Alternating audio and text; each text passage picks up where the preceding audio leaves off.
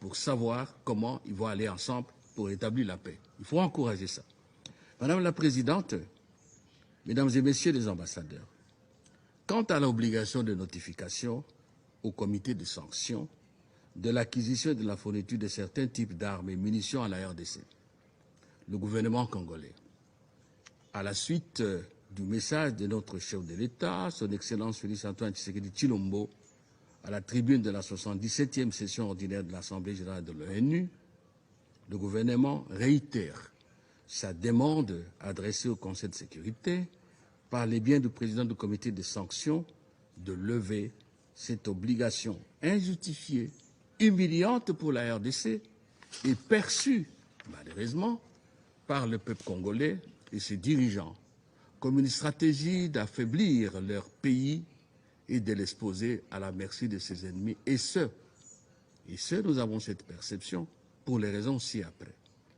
Premièrement, le régime de sanctions, vous dites bien le régime de sanctions, a été établi en 2004. Et à l'époque où la RDC était encore divisée en 3 entités dirigées par 3 gouvernements, dont 2 de gouvernements rebelles.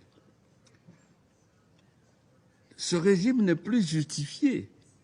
Depuis les élections de 2006, les pays ayant été unifiés et ayant repris la vie républicaine d'un État normal, dirigé par un seul gouvernement national, élu par l'ensemble du peuple congolais et reconnu par la communauté internationale.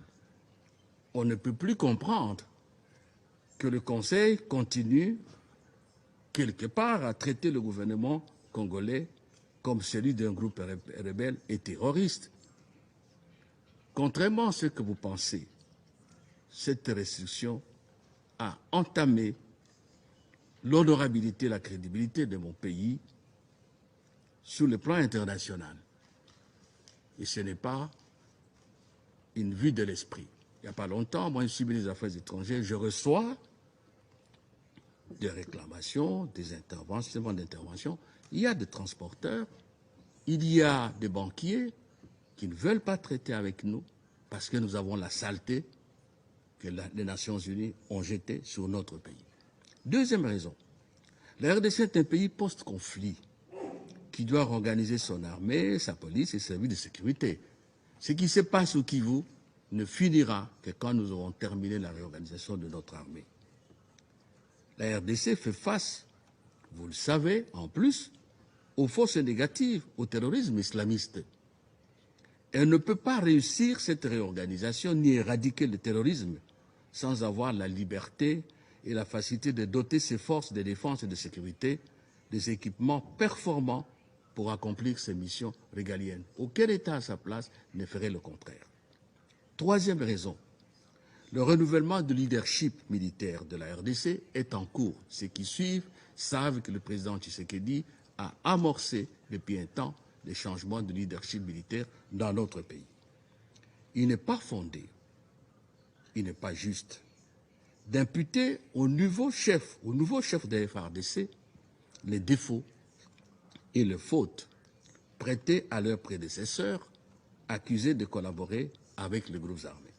Quatrième raison, la réalité des rapports d'enquête de groupes d'experts de l'ONU et d'autres sources nationales et internationales indépendantes ont établi que les groupes armés en RDC sont approvisionnés en hommes de troupes et en armes, même sophistiquées, que même la MONUSCO n'a pas, qu'elle n'a pas, que ce groupe n'ont pas, par des pays voisins. Soumettre la RDC à l'obligation de notification, c'est-à-dire à la fois,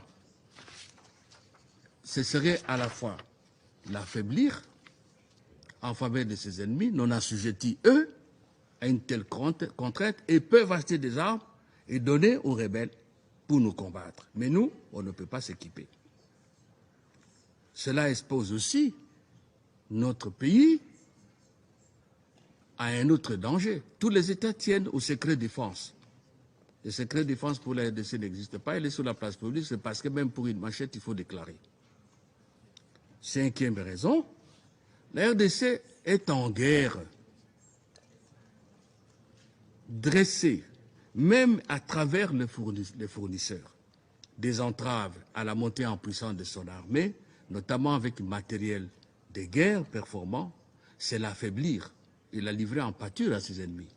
Sixièmement, la RDC n'est ni fabricant ni importateur des armes nucléaires, chimiques ou de destruction massive pour qu'on puisse justifier sa mise sous haute surveillance des Nations Unies. Septième raison, et c'est important, des mécanismes ont été créés au niveau régional dans le cadre du processus de Nairobi de Luanda et sont déjà opérationnels. Mécanisme ad hoc de vérification, ça existe, avec les Angolais. La force régionale de la communauté d'Afrique de l'Est existe pour neutraliser tous les groupes armés en RDC. Si le Conseil de sécurité estime que le système actuel de notification n'empêche pas la RDC de s'équiper, de se réorganiser, pourquoi alors le maintenir? À quoi sert-il? On parle de sanctions. Pourquoi sommes-nous sanctionnés?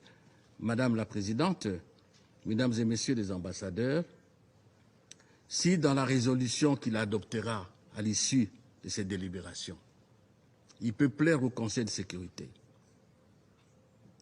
d'arriver à opérer un reconditionnement de la MONUSCO et à lever l'obligation inutile et injustifiée de notification des achats de matériel de guerre qui frappent injustement la RDC, nous aurons toutes les raisons de croire à une volonté réelle de l'ONU de mettre fin définitivement à la crise sécuritaire en RDC et de contribuer à la paix, la stabilité dans la région des Grands Lacs. Personne ne pourra alors avoir rien à reprocher aux Nations Unies. Il est nécessaire d'adopter une résolution d'apaisement plutôt que de surenchère. Je vais terminer.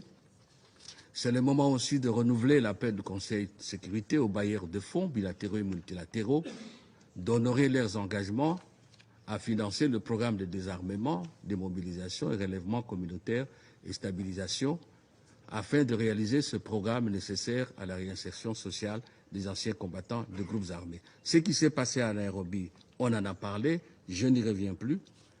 Et je termine. Je voudrais, au nom du chef de l'État et du